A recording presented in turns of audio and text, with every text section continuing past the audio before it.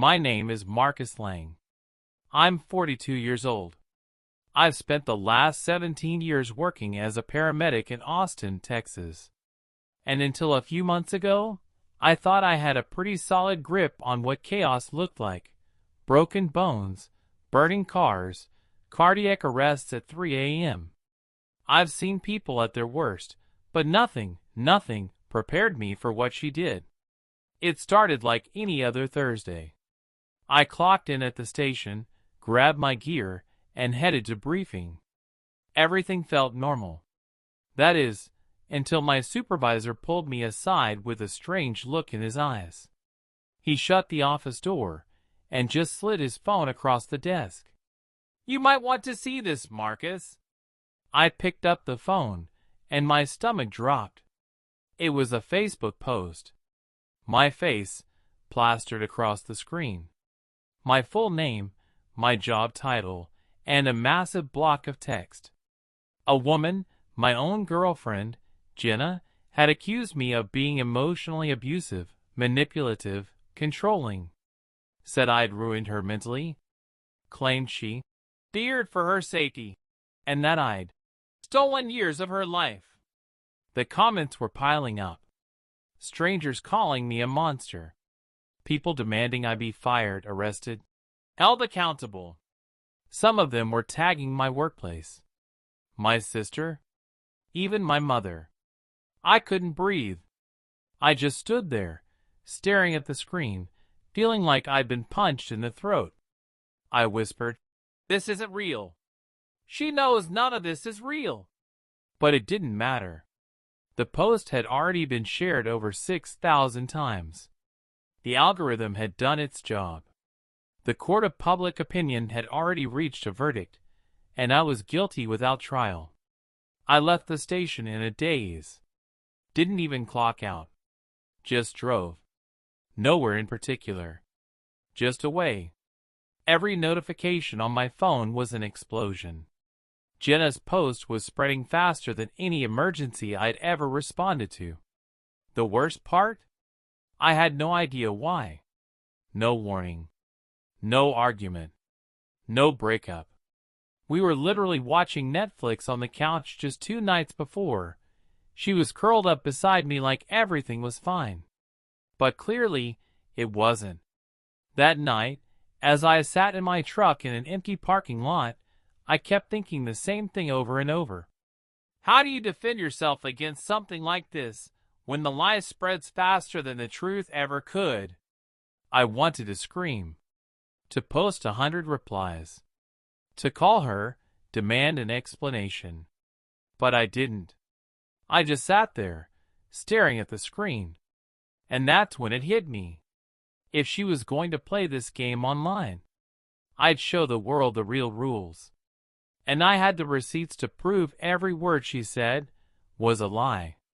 I met Jenna 3 years ago at a local fundraiser for first responders.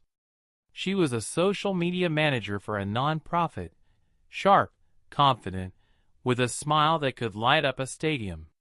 She introduced herself with this dry wit and just enough sarcasm to keep me on my toes. I remember thinking, finally, someone who doesn't treat me like a walking trauma case. She made me feel seen. Not just the uniform, not just the paramedic, but the man behind it. Within weeks, we were inseparable. She started spending more nights at my place than hers.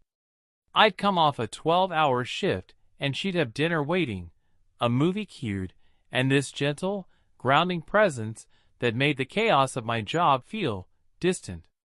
We built a rhythm. She understood the weird hours, the mental toll, the sudden silences that came after bad calls. She didn't ask too many questions. She just sat with me. That kind of comfort? You don't fake it. 6 months in, she moved in officially. I gave her a drawer, then a closet, then half the house. I didn't mind. It felt like we were building something.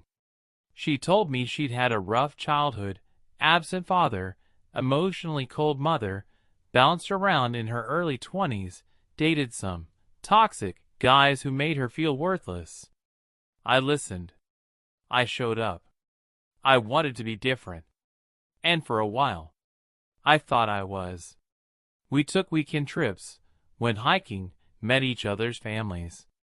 She even came with me to my nephew's birthday and somehow managed to charm every relative in the room, including my skeptical sister, who never trusted anyone.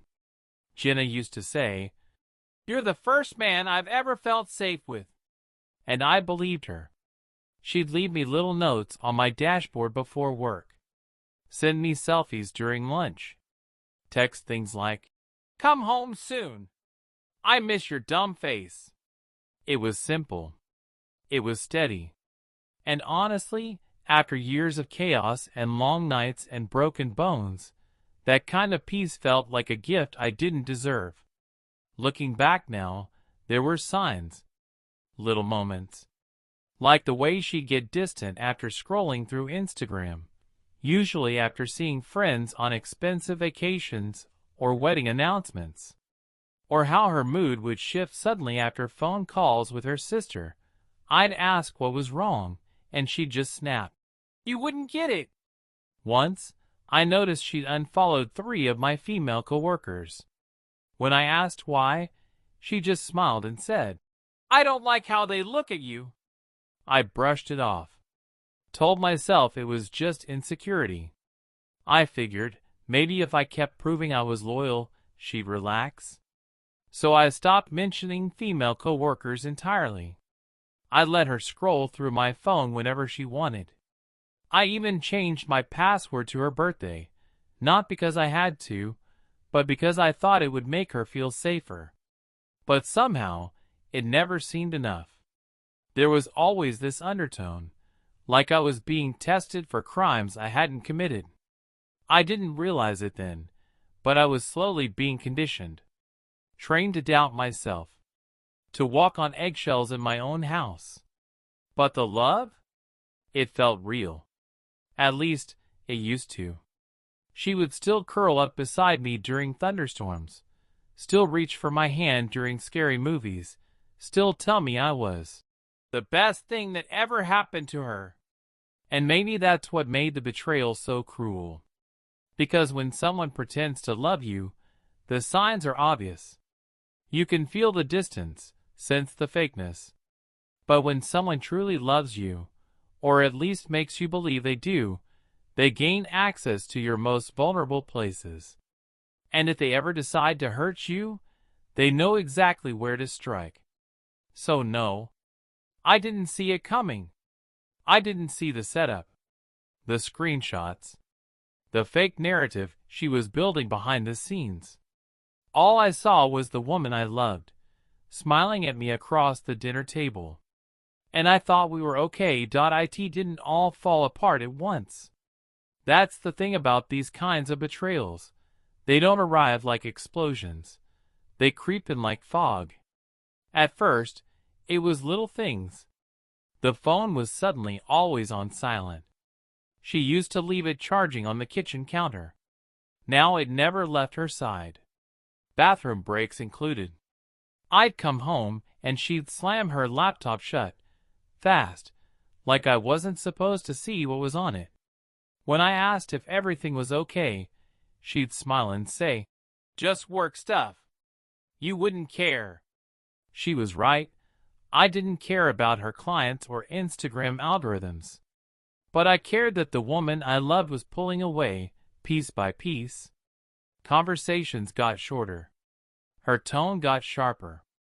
And that softness I used to love, the way she'd reach for me when she was half asleep, that stopped too. One night, we were watching a movie on the couch, and I noticed she wasn't laughing at the parts she usually would. She was scrolling, eyes glued to her phone, thumbs moving fast. I leaned a little to peek, but she tilted it away. Reflexively. I didn't say anything, but something shifted inside me. I started noticing patterns. She'd get dressed up to go work at a cafe, but come back hours later with barely a dent in her laptop battery. She started hanging out with her old friend Kara again, the one she said she'd cut off a year ago because she was toxic. Her stories didn't add up anymore. I was with Kara. Oh yeah. She just posted a story from Mexico. Oh right. I meant Taylor. It wasn't just dishonesty, it was sloppiness. And sloppiness always means one thing: someone's getting comfortable. But I didn't confront her. Not yet. Instead, I listened. I watched. I waited. Because the truth? Part of me didn't want to believe it. I had spent years saving strangers, running into burning buildings, performing CPR in moving ambulances, holding the hands of people bleeding out on pavement. I believed in fixing things, in not giving up on people. But I was starting to feel like I was the only one trying. She started talking about privacy more often. How she felt suffocated. How she needed space. So I gave it to her. I stopped asking questions. Stopped checking in. Let her come and go as she pleased. But I also started keeping notes. Quietly. Because deep down, I could feel something ugly taking shape. She started posting more self-love quotes on her Instagram stories, the kind that sound empowering but are really just pre-breakup propaganda. Stuff like, "You don't owe anyone your loyalty if it costs your peace." I even overheard her on a phone call once, pacing the bedroom, whispering, "He's too nice, it's annoying. Like, I want to fight, and he just walks away. It's boring." That line haunted me. Too nice. Boring. This from the woman who used to cry in my arms, telling me I made her feel safe. What changed? The answer came one night at 2:07 a.m. I couldn't sleep. Something in my chest just wouldn't settle. So I got up to grab a glass of water, and on the way back, I saw her phone light up, face down on the nightstand. It buzzed twice. Then again. I leaned over and caught a glimpse. The preview showed a name I didn't recognize, a man's name, and a message that said, "I miss the way you laugh." My throat went dry. She didn't wake up. She was breathing steady, curled up like a child. I didn't touch the phone. I didn't open it. I just stood there, in the dark, staring at the glow of that screen, and feeling something inside me fracture. I walked back to the kitchen and sat down at the table. And for the first time in a long time, I didn't feel like a man trying to fix something. I felt like a man quietly counting how many times he's been lied to, and realizing he's already lost count. There's a specific kind of silence that follows betrayal, not loud, not dramatic, just still. And that's exactly how it felt the next morning. I didn't bring up the message I saw at 2:07 a.m. I didn't storm in with accusations or demand to see her phone. I just watched her. She made coffee like nothing had happened. She kissed my cheek like she hadn't been texting another man 5 feet from where I slept. And she laughed, full, bright, careless, at some meme on her phone while I sat across from her, barely breathing. That laugh used to be my favorite sound in the world.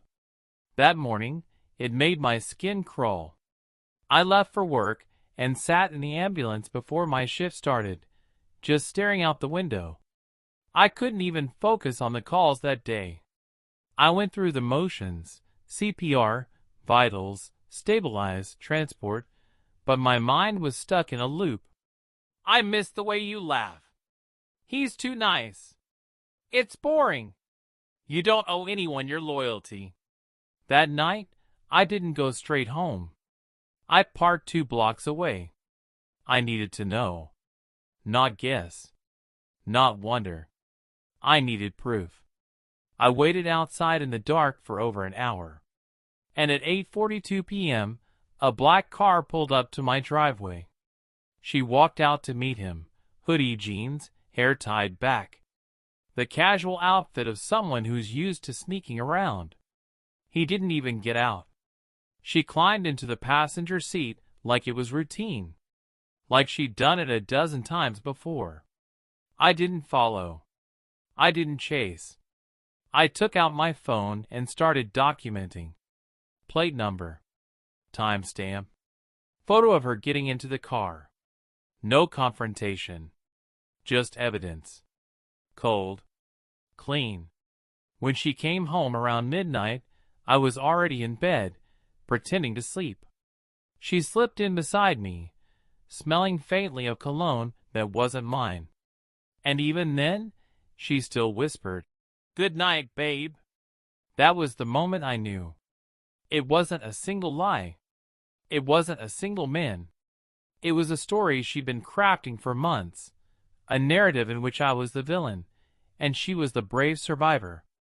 A story she would soon tell the world, because she was already laying the groundwork.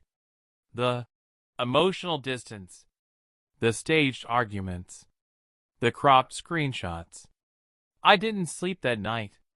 I lay there thinking about all the times I'd forgiven small inconsistencies.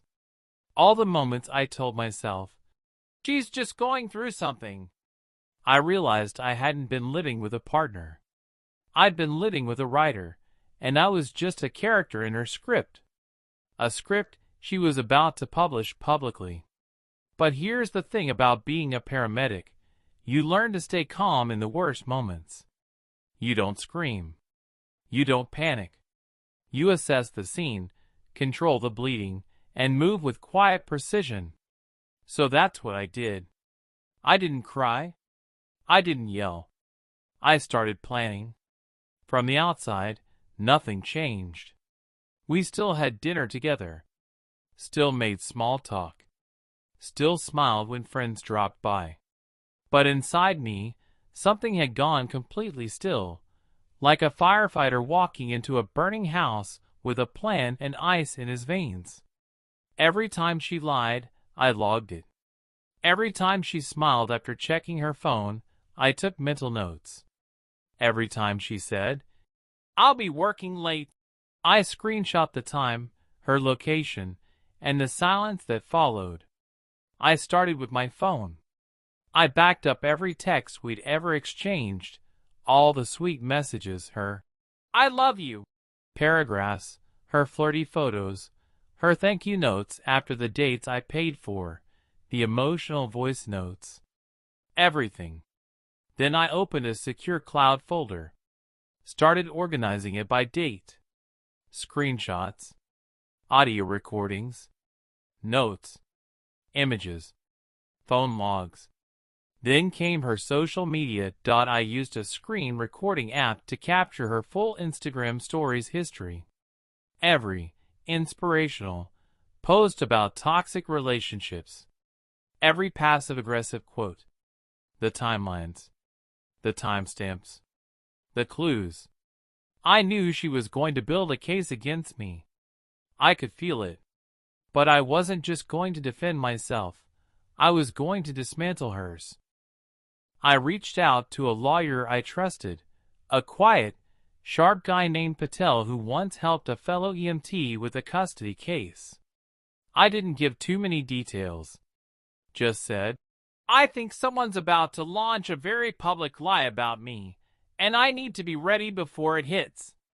He didn't blink. "Start documenting," he said. "Don't react. Let her make the first move. Then bury her with receipts." So I kept pretending. I acted confused when she said she felt we were drifting. I nodded when she told me she might take a solo trip to clear her head.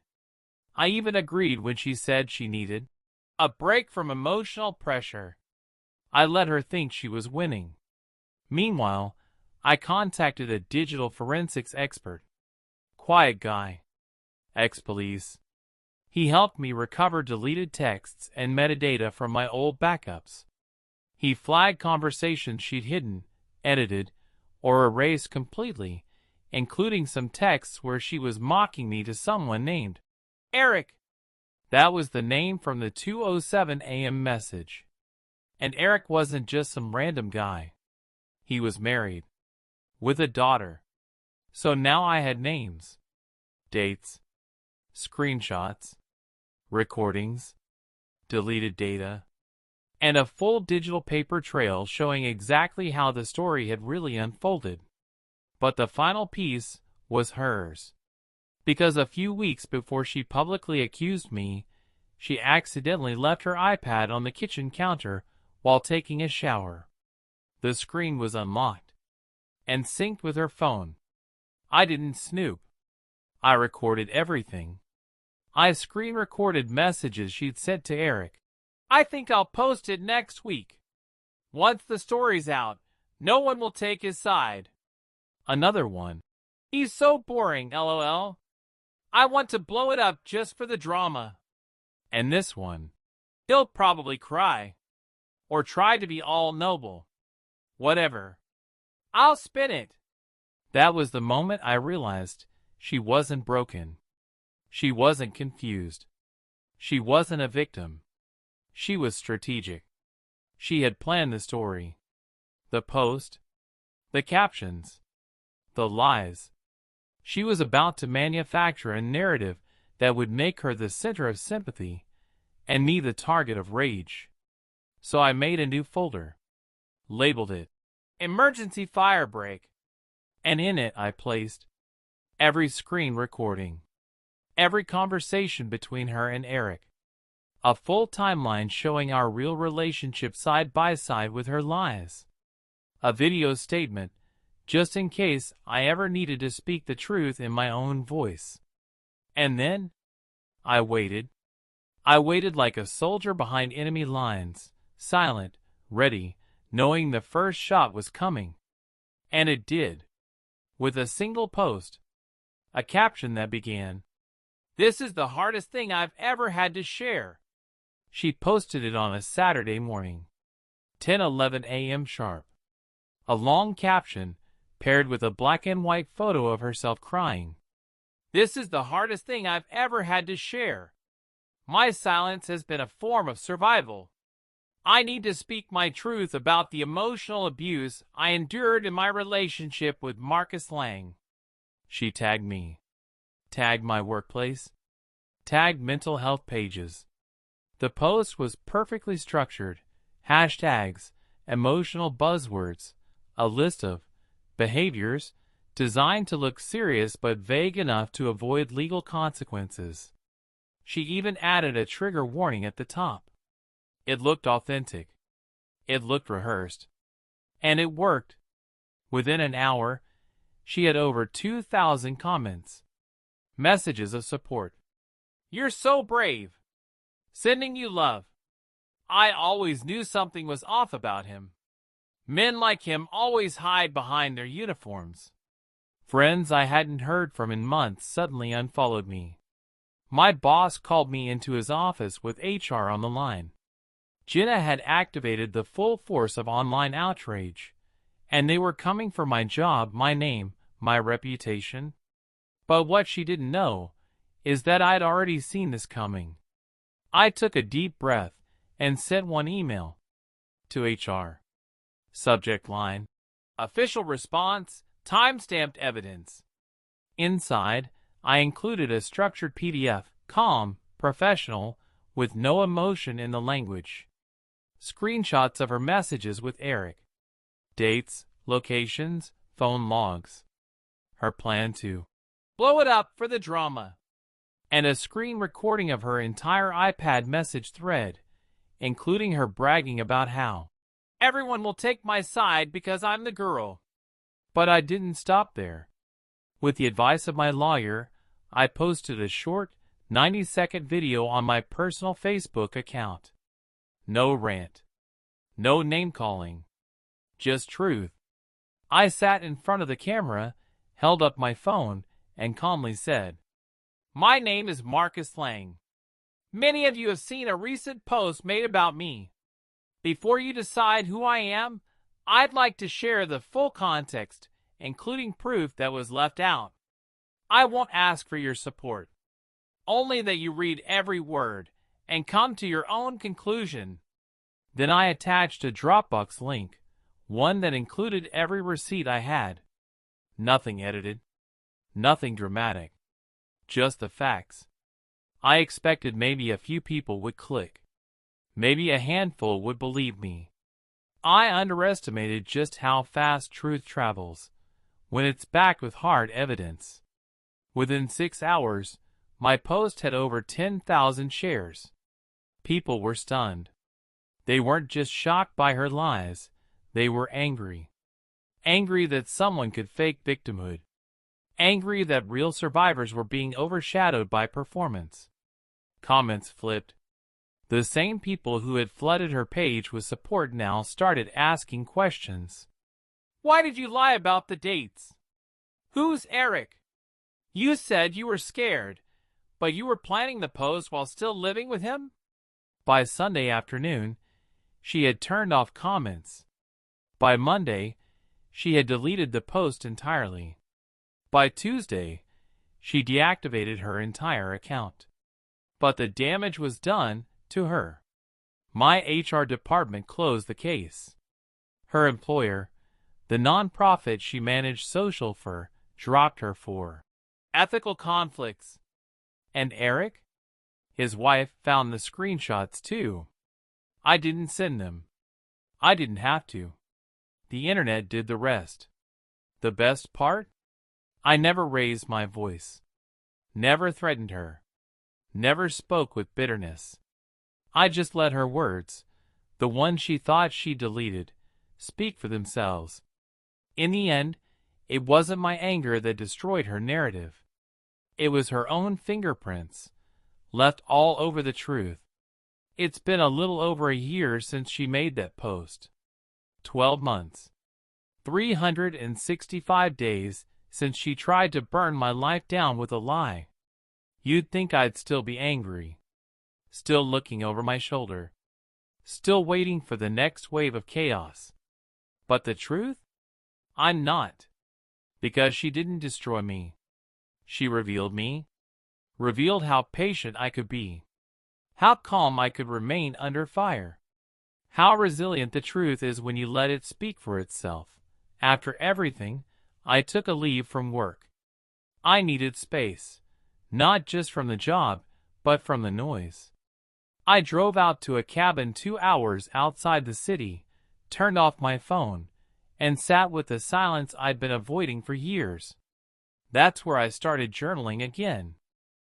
Not for content. Not for evidence. Just for me. I wrote about the little things, the moments I overlooked, the boundaries I let slide, the discomfort I silenced in the name of peace. Because the biggest lesson I learned? Peace that costs you your dignity is never peace. I thought loving someone meant absorbing their damage. I thought being the bigger person meant staying silent. But silence isn't strength when it protects a lie. Since coming back, my life looks different. I moved out of that house. Got a smaller place on the edge of town. I planted a small garden. Got a dog. Started cooking instead of ordering out. Simple things. Quiet things. But they feel honest. People still ask me why I didn't sue her for defamation. I could have. My lawyer even drafted the paperwork. But I didn't want to keep feeding energy into someone who tried to feed on mine. The internet handled the rest.